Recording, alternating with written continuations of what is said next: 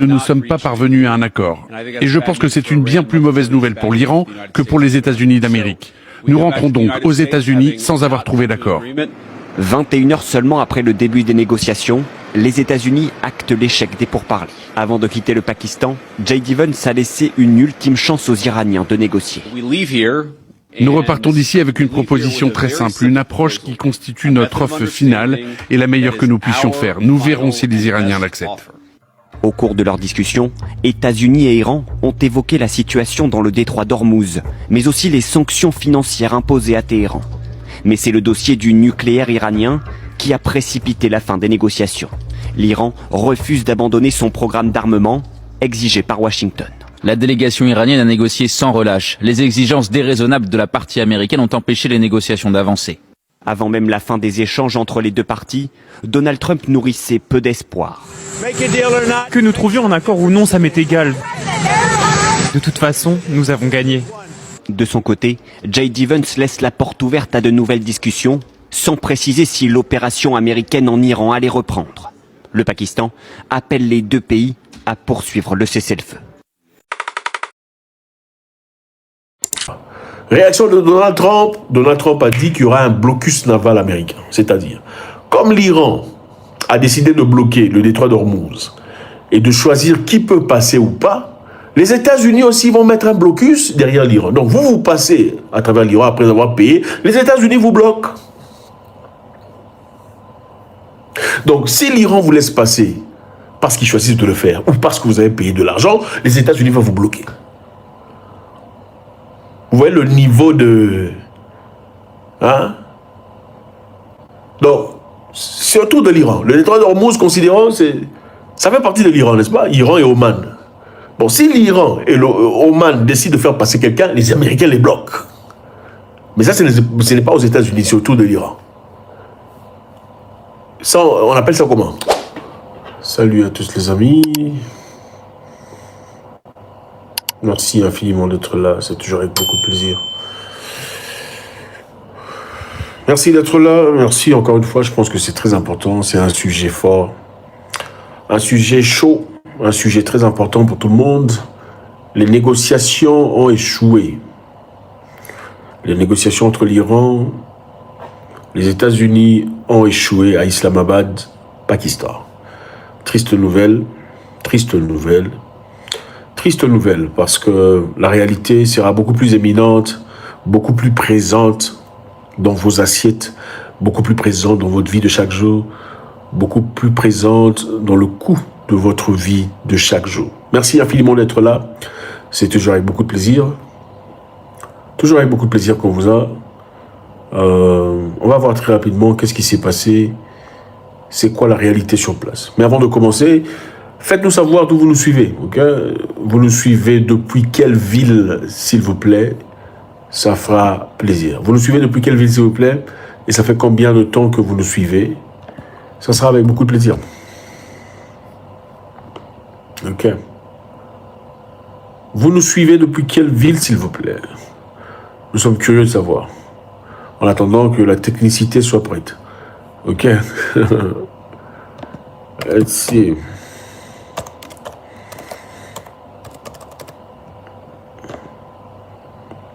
Togo, 4 ans. Ah, j'adore le Togo. Le Togo est un pays chéri.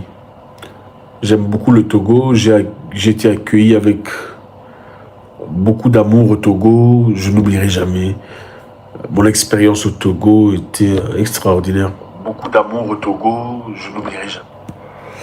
Expérience extraordinaire au Togo. Merci infiniment. Vous nous suivez depuis quelle ville, s'il vous plaît? Faites-nous savoir. Depuis 2 ans. Au Togo, merci à vous, chers amis togolais. J'espère être au Togo encore très bientôt. Douala, Cameroun, merci infiniment, frère, depuis le Cameroun. Merci de nous suivre. Je suis un peu grippé, mais ça va de mieux en mieux. J'étais très mal il y a quelques temps, mais ça va.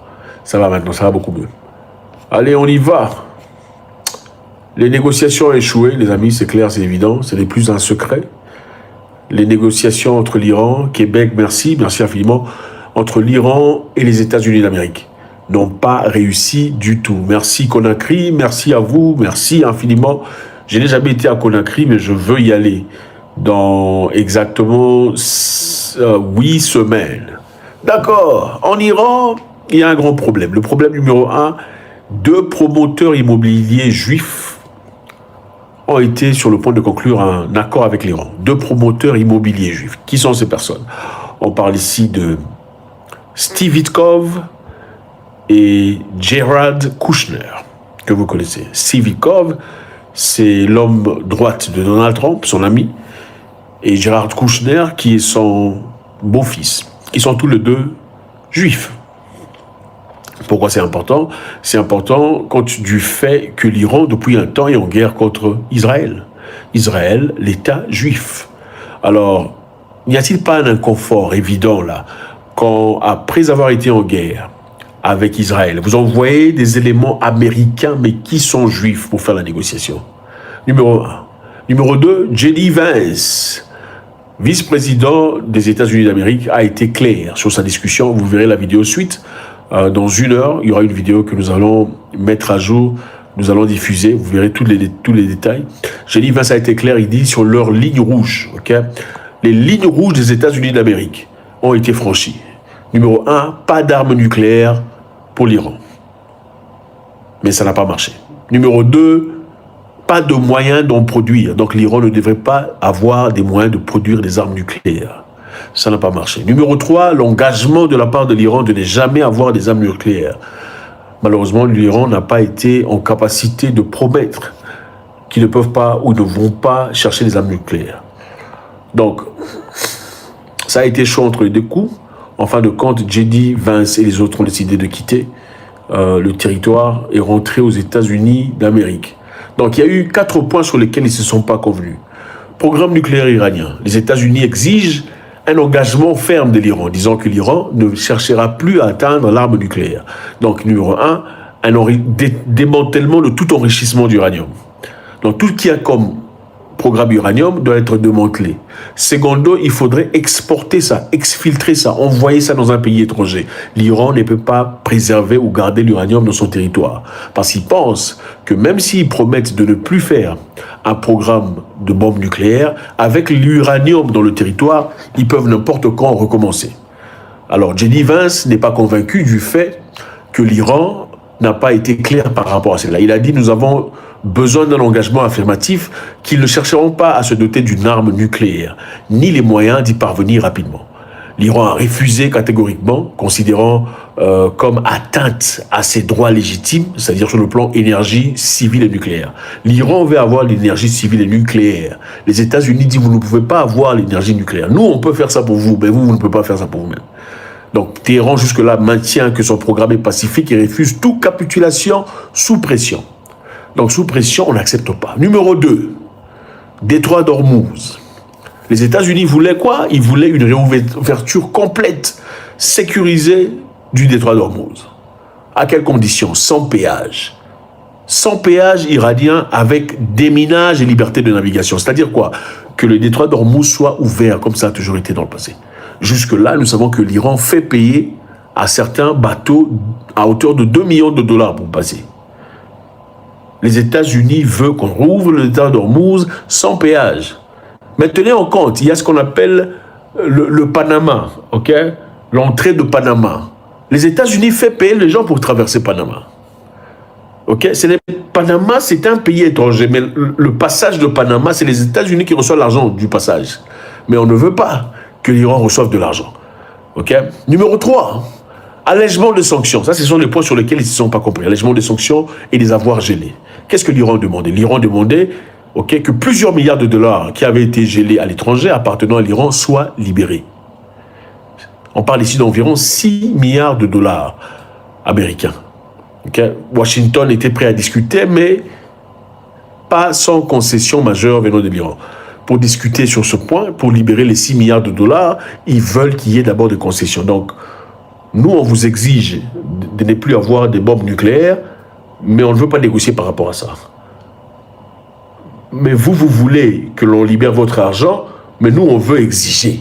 Pour qu'on libère votre argent, il faudrait d'abord que vous fassiez ce que nous, on vous demande. Numéro 4. L'Iran exigeait l'arrêt des frappes israéliennes contre le Liban, les Hezbollah et les alliés. L'Iran exigeait encore des réparations de guerre pour les dommages causés par les frappes américo-israéliennes. Donc on ne veut pas que l'Israël ou le reste continue de frapper le Liban ou autre. Mais les Américains disent que leur discussion n'a rien à voir avec Israël ou le Liban. Okay? Le Liban n'est pas inclus. L'Iran insiste qu'ils ne peuvent pas laisser derrière le Liban, qui sont frères. Mais les États-Unis disent pas du tout. Numéro 5, évident, des raisons pour lesquelles ça ne marche pas, il y a un manque de confiance mutuelle.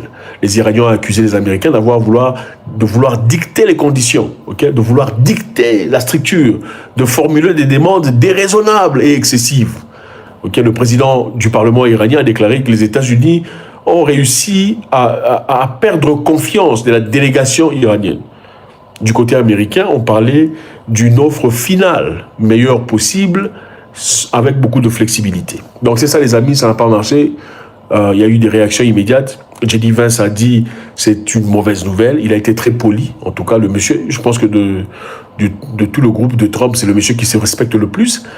Il a dit c'est une très mauvaise nouvelle pour l'Iran autant que pour les États-Unis. Il n'a pas essayé de dire c'est une mauvaise nouvelle pour les Iraniens. Il a dit c'est une mauvaise nouvelle pour l'Iran autant que pour les États-Unis. Parce que l'Iran a choisi de ne pas accepter nos conditions. L'Iran, évidemment, à la télévision officielle, on dit que les demandes des Américains étaient déraisonnables. Ils ne peuvent pas accepter ce genre d'histoire. Réaction de Donald Trump. Donald Trump a dit qu'il y aura un blocus naval américain. C'est-à-dire, comme l'Iran a décidé de bloquer le détroit d'Ormuz et de choisir qui peut passer ou pas, les États-Unis aussi vont mettre un blocus derrière l'Iran. Donc vous passez à travers l'Iran après avoir payé, les États-Unis vous bloquent. Donc, si l'Iran vous laisse passer parce qu'ils choisissent de le faire ou parce que vous avez payé de l'argent, les États-Unis vont vous bloquer. Vous voyez le niveau de... Hein? Donc, surtout de l'Iran. Le détroit d'Ormuz, considérons, ça fait partie de l'Iran, n'est-ce pas? Iran et Oman. Bon, si l'Iran et l'Oman décident de faire passer quelqu'un, les Américains les bloquent. Mais ça, ce n'est pas aux États-Unis, c'est autour de l'Iran. Ça, on appelle ça comment? Comment on appelle ça? Comment on peut appeler ça? Rentrons au départ. Au départ, il s'agissait de quoi? C'était une guerre de décapitation. L'objectif, c'était quoi? Ils voulaient décapiter la tête de l'Iran. Décapiter le gouvernement en tuant l'ayatollah. Leur objectif était simple. Ils pensaient qu'en tuant l'ayatollah, ils allaient carrément détruire la structure iranienne. Les Iraniens étaient bien préparés depuis très longtemps.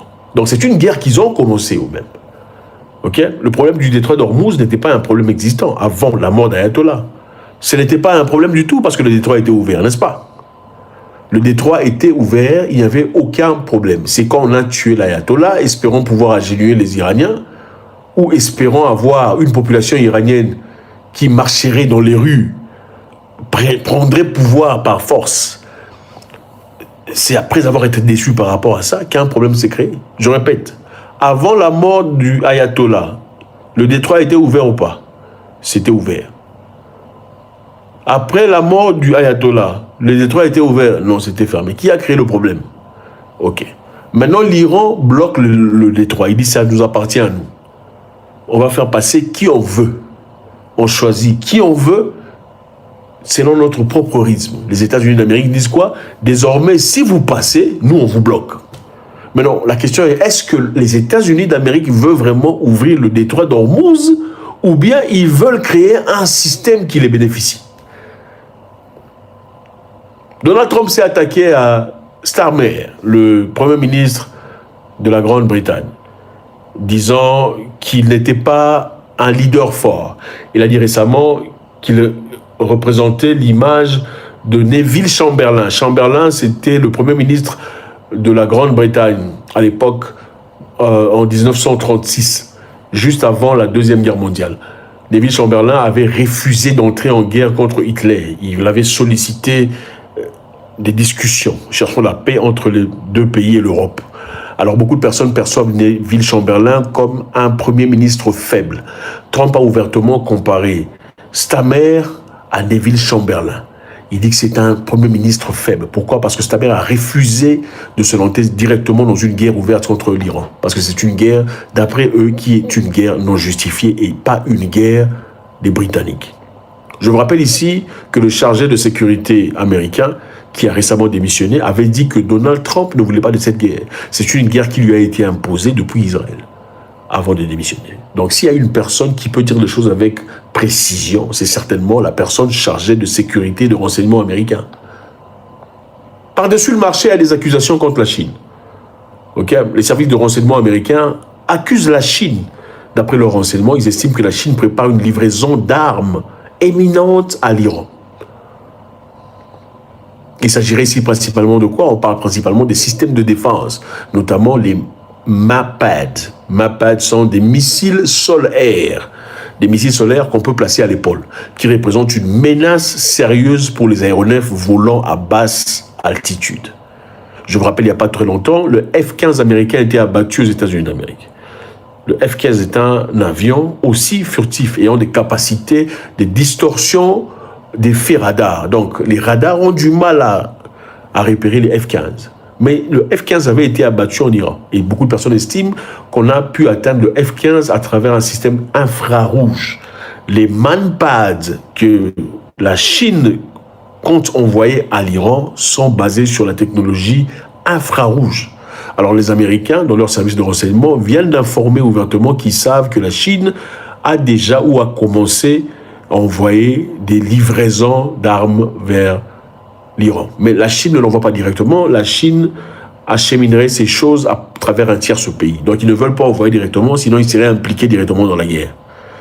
Alors, il existe également des indications selon lesquelles la Chine aurait déjà envoyé ou autorisé l'envoi des composants, des produits chimiques, des carburants de pièces pouvant être utilisés pour la production militaire iranienne. Donc la Chine est en train de soutenir l'Iran. Pourquoi la Chine soutient l'Iran? Pour finir. Mardi 7 avril 2026, qu'est-ce qui s'est passé? L'armée israélienne a mené d'importantes frappes à l'Iran. Ils ont détruit des infrastructures ferroviaires iraniennes. Okay? On a confirmé que des frappes de plus de 8 à 10 segments de ponts ont été complètement détruits par l'armée israélienne. Pourquoi c'est important? C'est important parce que ceci représente un projet commun entre la Chine et l'Iran. Ça s'appelle China Iron Railway. C'était un programme de création de rails partant de l'Iran jusqu'à la Chine, construit par les Chinois, investi par les Chinois à hauteur de 6 milliards de dollars. Ce sont les Chinois qui ont investi ça. Ce sont les Chinois qui ont placé l'argent, les Chinois qui ont envoyé des hommes, les Chinois qui ont construit. Mais Israël est parti bombarder, détruire ces rails. Alors, les Chinois disent, pourquoi vous faites ça? Nous, on a fait un projet, on a investi, vous allez détruire ça, pourquoi? Ok? On évoque que c'est un coup dur pour la Chine. Certains estiment que les investissements à hauteur de 6 milliards de dollars sont affectés. Alors, c'est l'une des raisons pour lesquelles les Chinois vont désormais se lancer dans cette histoire. Maintenant, la question est celle-ci. Nous savons que la Grande-Bretagne voulait engager à peu près 32 pays différents pour aller négocier avec l'Iran, pour trouver un moyen à l'amiable de laisser partir leurs navires et leurs transports sans avoir des difficultés au travers du détroit d'Ormuz. Mais si la Grande-Bretagne était capable de faire cela, cela veut dire que M. Donald Trump aurait été ostracisé ou mis à l'écart. Parce que dans ce cas, les Européens pourraient dans ce cas traverser le détroit d'Ormuz sans difficulté. Et on aurait seulement 2 pays incapables de traverser le détroit d'Ormuz, les États-Unis et Israël. Et Donald Trump, pour éviter cela, qu'est-ce qu'il dit? N'importe quel bateau venant de n'importe quel pays qui traverserait le détroit d'Ormuz, à travers l'autorisation des Iraniens, sera aussi bloqué par les Américains. Mais alors, qu'est-ce qu'il faut faire maintenant? Faudrait-il se lever contre Trump, peut-être? N'est-ce pas le temps que les gens devraient enfin réaliser qu'est-ce qui se passe? C'est qui réellement le problème dans cette histoire? Il est évident, cette histoire n'a pas marché. J.D. Vance rentre aux États-Unis d'Amérique. Il était le représentant américain le plus gentil, le plus sympathique. À côté de lui, il y avait Witkoff et Jared Kushner, qui sont 2 personnes que l'Iran ne veut pas du tout. On les trouve hypocrites et aussi ils sont juifs. Pourquoi juifs c'est important? Parce que l'Iran est en guerre avec l'État juif. Et si la négociation s'est faite avec les Américains, il serait peut-être OK d'envoyer des gens qui ne sont pas nécessairement juifs pour essayer de garder un certain ligne de respect ou ligne de mire. Voilà ce qui se passe actuellement. Donc la réalité est que les États-Unis d'Amérique veulent que l'Iran détruisent complètement leur programme nucléaire. L'Iran ne veut pas, ils disent que c'est leur droit légitime. Les États-Unis d'Amérique veulent que l'Iran ouvre le détroit d'Ormuz sans condition. Les Iraniens disent qu'ils ne peuvent pas faire ça, ils doivent avoir des conditions selon lesquelles le détroit sera ouvert. L'Iran veut que les États-Unis débloquent l'argent qui a été gelé, les États-Unis ne veulent pas le faire sans condition. Alors c'est là qu'ils sont pour l'instant. En tout cas les amis, ça va péter de partout, il faut être prêt. J'espère que jusque-là, vous estimez prendre de bonnes décisions. On vous tiendra informé. Il y a une vidéo qui arrive dans 2 heures avec beaucoup plus de précision et beaucoup plus d'images de ces interviews, de ce qui a été dit, de ceux qui ont été présents, de comment est-ce que les gens réagissent par rapport à ça, la position du président russe, la position du président chinois, la réaction du président turc qui est très en colère vis-à-vis d'Israël. Il dit que si le Pakistan n'arrive pas à le faire, ils sont prêts à faire la guerre directe puisqu'ils trouvent que Israël est porteur de malheur. C'est ce que lui dit. Okay? Alors la vidéo sera disponible d'ici 2 heures de temps. À tout à l'heure. Merci infiniment les amis, c'est toujours avec beaucoup de plaisir. On est toujours là pour vous mettre à jour, mettre aux couleurs de ce qui se passe dans cette histoire très intéressante. À bientôt, God bless.